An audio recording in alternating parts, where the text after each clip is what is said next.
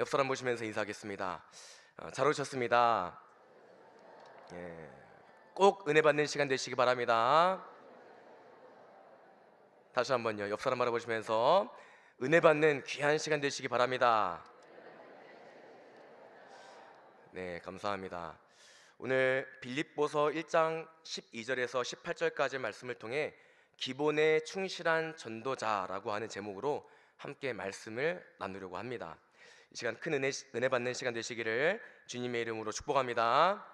제가 말씀에 앞서서 질문을 한 가지 드리면서 말씀을 함께 살펴보고자 합니다. 오늘 본문 말씀 함께 보셨는데 한 방에 이해가 가신 분 계세요? 한 방에 계세요? 제 의도한 대로 대답이 안 나온 것 같은데 정말 대단하신 것 같아요. 우리 박수 한번 주세요. 어떻게 말씀을 한 번에 읽고 이해를 할 수 있다는 그 지혜가 있으신 것 같은데 저는 솔직히 말씀드리면 오늘 말씀을 굉장히 여러 번 보았습니다. 왜냐하면 한 번에 이해가 안 돼서 너무너무 이해가 안 돼서 너무너무 말씀을 많이 보았던 것 같아요. 쉬운 성경으로 찾아보고 그 다음에 원어도 찾아보고 뭐 세번역도 찾아보고 그때서야 말씀을 조금 깨달을 수 있었던 것 같습니다. 한글인데도 말씀을 참 이해하기가 굉장히 힘들었던 말씀인 것 같아요. 그렇다 할지라도 이 말씀은 우리에게 굉장히 중요한 말씀이기 때문에 이 시간 이 말씀을 통해서 두 가지를 함께 살펴보려고 하는데, 이 시간 우리 특별히 전도국 헌신 예배로 드려지고 있는데 마음 가운데 품고 있는 태신자들, 그리고 또 꼭 전도를 해야만 하는 분들에게 이러한 마음으로 나아가시기를 주님의 이름으로 축복합니다. 먼저 오늘 말씀의 배경을 함께 살펴보고자 합니다. 사도 바울은 지금 감옥에 갇혀 있는 그러한 상황입니다. 감옥에 갇혀 있는 중에 빌립보 교회를 위해서 권면의 말과 중요한 메시지를 보내기 위해서 편지를 쓰게 됩니다. 그 편지가 바로 빌립보서입니다. 사도 바울은 자기에게 하나님이 주신 분명한 사명을 알고 있었던 사람이었습니다.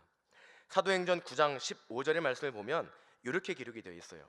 하나님이 아나니아에게 말씀하고 계신 장면인데, 그리스도인을 박해하고 잡아다가 고문을 하고 있는 그런 바울을 이제 아나니아에게 하나님이 기도를 해줘라, 그의 눈을 뜨게 해줘라 라고 명령을 하고 있으신 장면입니다. 그때 아나니아에게 하나님께 묻습니다. 저 사람을 왜 그렇게 해야 됩니까? 저 사람은 하나님의 말씀을 믿는 사람들을 박해하는 사람인데 저 사람에게 내가 왜 기도를 해줘야 됩니까? 라고 하나님께 물었을 때 하나님이 아나니아에게 하신 말씀입니다. 15절 말씀을 제가 읽어드리겠습니다. 주께서 이르시되 가라, 이 사람은 내 이름을 이방인과 임금들과 이스라엘 자손들에게 전하기 위하여 택한 나의 그릇이라, 이렇게 말씀하고 있습니다. 하나님이 직접 아나니아에게 주신 말씀이에요.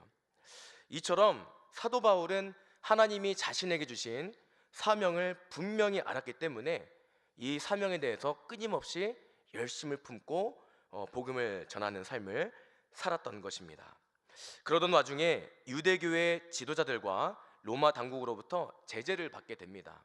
왜 예수 그리스도의 이름을 전하느냐라고 하는 이제 그런 시비로부터 시작해서 로마 당국이 이제 자기네들의 어떤 통치권의 도전을 받을까봐 지금 바울에게 안 좋은 감정을 가지고 다가가게 되었고, 결국은 바울은 감옥에 갇히게 된 그러한 상황입니다. 한마디로 정리해드리면 전도하다가 감옥에 갇힌 겁니다. 지금부터 본문 말씀이 우리에게 주는 중요한 교훈 두 가지를 함께 살펴보고자 하는데, 굉장히 단순한데 굉장히 중요한 말씀임을 꼭 기억하시길 바랍니다. 그리고 이 말씀을 들으시면서 우리가 전도를 하면서 태신자를 품을 때 이러한 마음으로 하나님께 나아가시기를 주님의 이름으로 축복합니다. 먼저 오늘 말씀을 통해서 첫째로 함께 나누고 싶은 부분은 함께 보겠습니다. 함께 읽겠습니다. 시작. 사도 바울은 힘들 때에도 이웃을 먼저 생각했습니다. 이웃을 먼저 생각했다라고 하는 것을 기억하시기를 바랍니다. 사도 바울은 감옥에서 지금 빌립보 교회를 교인들에게 지금 편지를 쓰고 있는데 희망과 소망의 권면의 편지를 보내고 있습니다. 본문 말씀 12절을 함께 보겠습니다. 시작. 형제들아.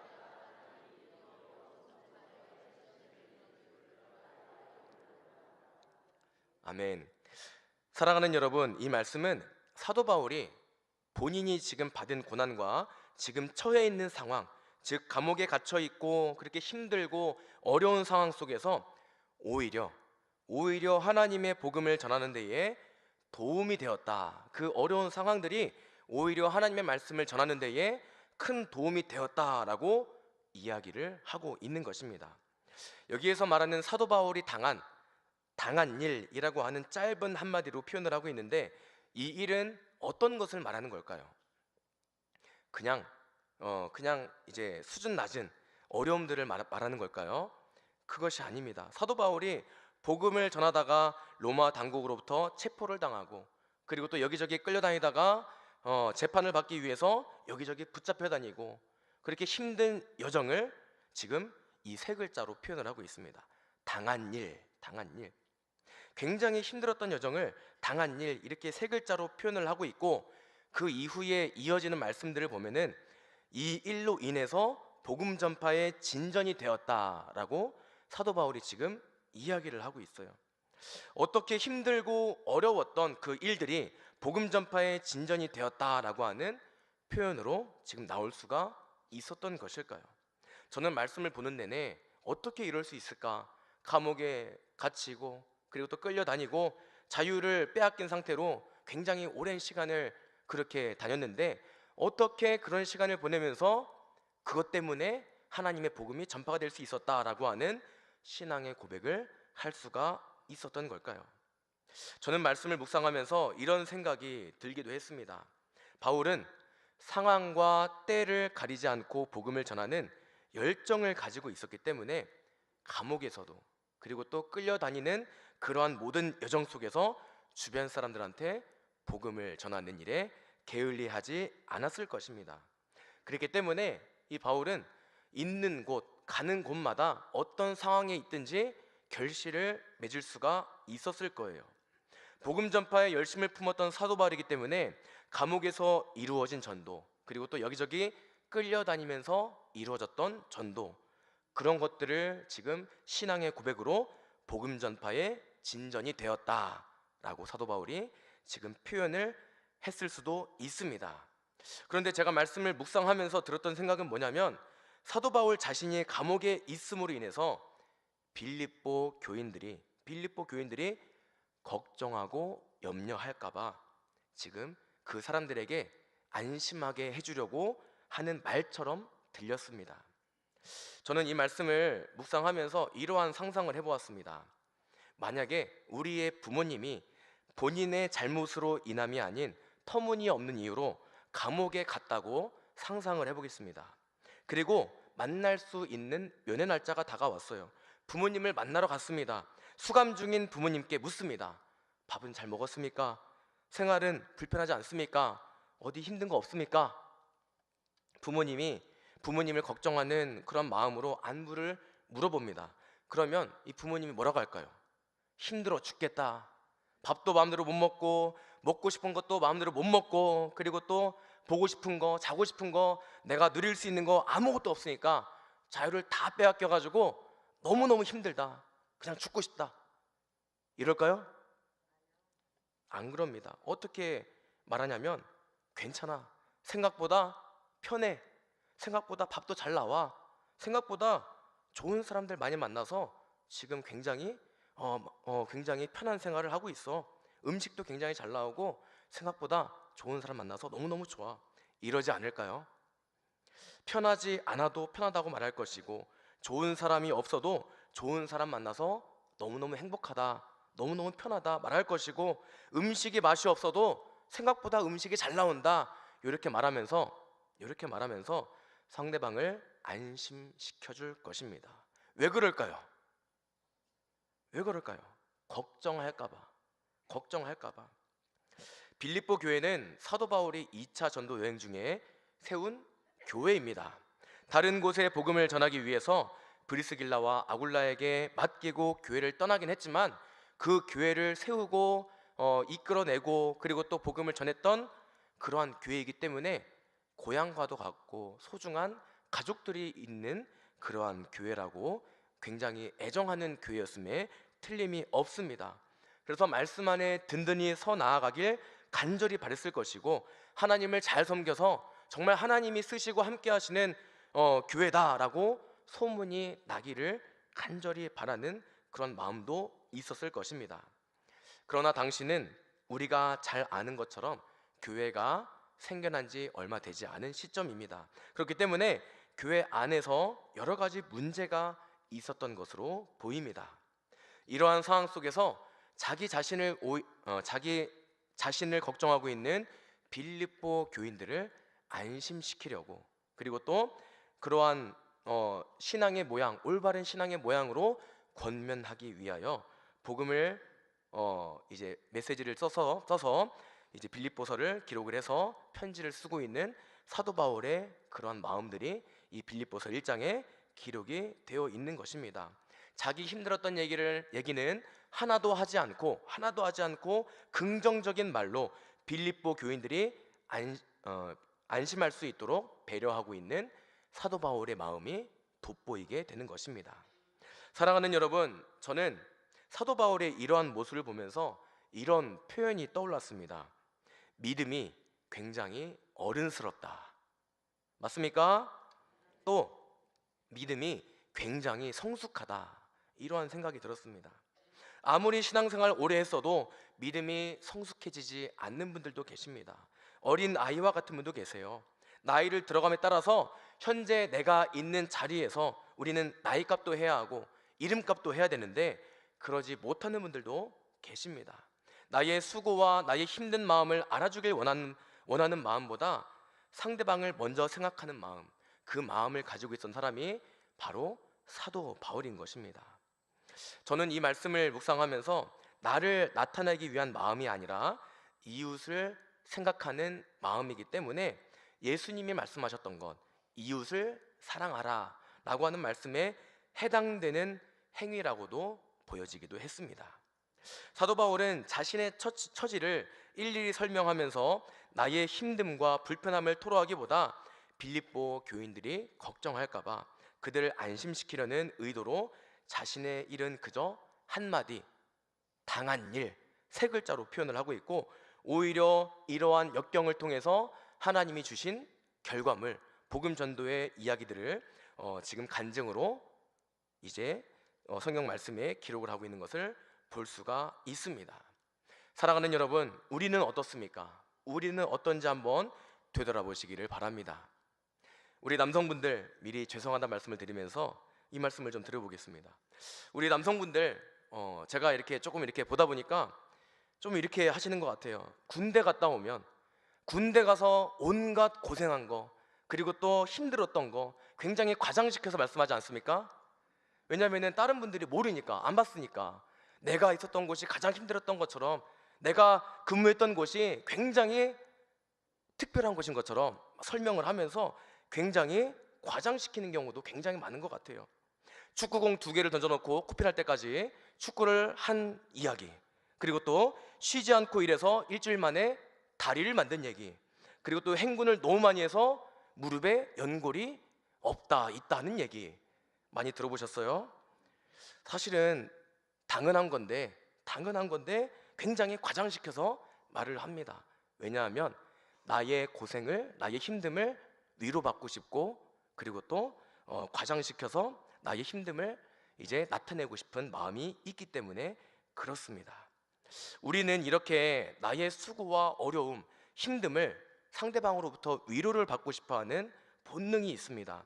그래서 나타내고 싶고 이야기하고 싶어하는 본능이 있어요. 여성분들도 마찬가지예요. 제가 여성의 삶을 안 살아봐서 잘 모르겠지만은 저희 아내만 봐도 우리 여성분들 스트레스 받을 때 뭘 먹습니까? 매운 거를 먹어야 된다고 합니다. 매운 거를 먹으면서 끊임없이 말을 하고, 그리고 또 공감을 유도하고 이건 이렇고 저건 저렇고 이야기를 하면서 상대방의 귀에서 피가 날 때까지 계속해서 쉬지 않고 토크 어바웃을 하는 우리 여성분들의 모습을 간혹 저희 아내를 비롯해서 이제 본 적이 있는 것 같습니다. 농담 반 섞어서 드린 말씀입니다. 오해하지 말아주시고, 그리고 또 화내지 말아주시고 이해를 부탁드리겠습니다. 이게 다 왜 그렇습니까? 나의 힘듦과 나의 아픔을 알아달라, 이거 아닙니까? 사람은 그렇잖아요. 그런데 우리 그리스도인들은 그러면 안 됩니다. 사도 바울처럼 마음의 아픔과 힘듦이 있는 것도 없는 것처럼 가지고 나아가야 할 때도 있습니다. 정말 이 문제 때문에 정말 마음이 힘들고 괴로운데 죽겠는데, 정말 도망가고 싶고 이 사명의 자리도 다 내려놓고 싶은데 다른 사람이 상처받으면 안 되니까, 사랑은 오래 참는 거라고 예수님이 말씀하셨으니까 아무 소리 안 하고 감당하시는, 사명 감당하시는 분들도 계실 거예요. 이러한 사도 바울과 같은 분들 때문에, 이러한 분들이 계시기 때문에 오늘 우리 교회가 이렇게 건강한 교회가 된 줄 믿으시기를 바랍니다. 사랑하는 여러분, 이 시간 우리 성도님들에게 권면의 말씀을 드리겠습니다. 그리고 또 우리 전도대원들에게 특별히 말씀을 드리겠습니다. 나의 힘듦과 불편함, 어려움을 토로하는 것도 중요합니다. 나도 살아야 되니까요. 나도 스트레스가 풀려야 되니까요. 그런데 그보다 사도 바울과 같은 사랑하는 믿음의 동역자를 먼저 생각하심으로, 안심하고 편안하게 해주심으로 성숙한 믿음의 그리스도인들이 다 되시기를 주님의 이름으로 축복합니다. 오늘 말씀을 통해서 둘째로 함께 나누고 싶은 부분은 함께 보겠습니다. 시작. 본문 말씀 13절과 14절을 제가 봉독하겠습니다. 이러므로 나의 매임이 그리스도 안에서 모든 시위대 안과 그 밖의 모든 사람에게 나타났으니 형제 중 다수가 나의 매임으로 말미암아 주 안에서 신뢰함으로 겁없이 하나님의 말씀을 더욱 담대히 전하게 되었느니라. 아멘. 바울은 지금 편지를 쓰고 있는 이 상황이 전혀 조금 나아지지 않았습니다. 조금 나아지지 않았어요. 좋아진 게 아니에요. 그는 여전히 속박되어 있고 어려운 상황에 있습니다. 불편한 상황 가운데 있어요. 그런데 이러한 상황 속에서 더욱 담대히 복음을 전하였다라고 성경이 증언하고 있는 것입니다. 그래서 13절의 말씀 보면 사도 바울 자신의 범죄로 인하여 감옥에 갇힌 게 아니라 복음을 전했다라고 하는 이유만으로 감옥에 갇히게 되었다라고 하는 사실을 밝히고 있는 것입니다. 그러면서 무엇을 강조하고 있는 것이냐면, 감옥에서도 상황과 환경에 구애받지 않고 불평하지 않고 한결같이 열정으로 복음을 전하고 있는 사도 바울의 태도로 인해서 그것을 보는 그리스도인들이 더 큰 자신감과 그리고 또 확신을 가지고 복음을 전하는 영향력을 끼쳤다라고 사도 바울이 간증을 하고 있는 것입니다. 그런데 여기서 중요합니다. 투옥 중에서도 복음 전파에 힘을 쓰고 있는 사도 바울의 모습을 보고 그리스도인들이 도전을 받았다고 하는데, 15절에 보니까 도전을 받은 사람들의 모양이 두 가지의 모양으로 나타나고 있습니다. 15절을 봉독하겠습니다. 어떤 이들은 투기와 분쟁으로, 어떤 이들은 착한 뜻으로 그리스도를 전파하나니, 한 부류는 투기와 분쟁으로 사도 바울로부터 도전을 받았다라고 이야기를 하고 있는 것이고, 또 한 부류는 착한 뜻으로 도전을 받았다라고 말하고 있는 것입니다. 어떻게 이렇게 극과 극의 양상을 가진 사람들이 이렇게 똑같이 도전을 받았다라고 되어 있는 것일까요? 이게 도대체 무슨 뜻이고 어떤 상황일까요? 이어지고 있는 16절과 17절의 말씀을 통해서 우리는 15절의 말씀을 이해를 할 수가 있습니다. 제가 봉독하겠습니다. 이들은 내가 복음을 변증하기 위하여 세우심을 받은 줄 알고 사랑으로 하나. 17절, 그들은 나의 매임에 괴로움을 더하게 할 줄을 생각하여 순수하지 못하게 다툼으로 그리스도를 전파하느니라. 아멘. 먼저 16절의 내용을 보면 이들은 착한 뜻으로 도전을 받아 복음의 열심을 품은 전도자들을 말합니다. 사도 바울의 이러한 복음을 전도의 모습을 보면서 선한 도전을 받은 사람들의 올바른 모습이에요. 하나님의 뜻대로 올바르게 복음을 전파하는 사람들, 바람직한 사람들, 그리고 또 하나님이 기뻐하시는 복음 전파하는 자들입니다. 우리 모두 이러한 믿음의 동역자가 되어야 하는 줄 믿으시기를 바랍니다. 그런데 중요한 것은 17절입니다. 이 사람들은 사도 바울의 복음 전도의 모습을 보면서 투기와 분쟁으로 지금 도전을 받았다라고 설명이 되어 있습니다. 투기와 분쟁, 복음 전도는 하나님의 말씀을 전하는 사역이고 사명일진데 복음 전도에 어떤 마음으로요? 투기와 분쟁으로 한다. 투기와 분쟁으로 한다. 이렇게 기록이 되어 있습니다. 이 말씀 굉장히 중요합니다. 잘 들으시기 바랍니다. 투기와 분쟁으로 전도한다고 하는 이 말의 뜻은 뭐냐면 사도 바울을 질투하고 시기해서 그 사람보다 더 높아지기 원하는 마음을 품고 전도를 했다라고 하는 뜻입니다.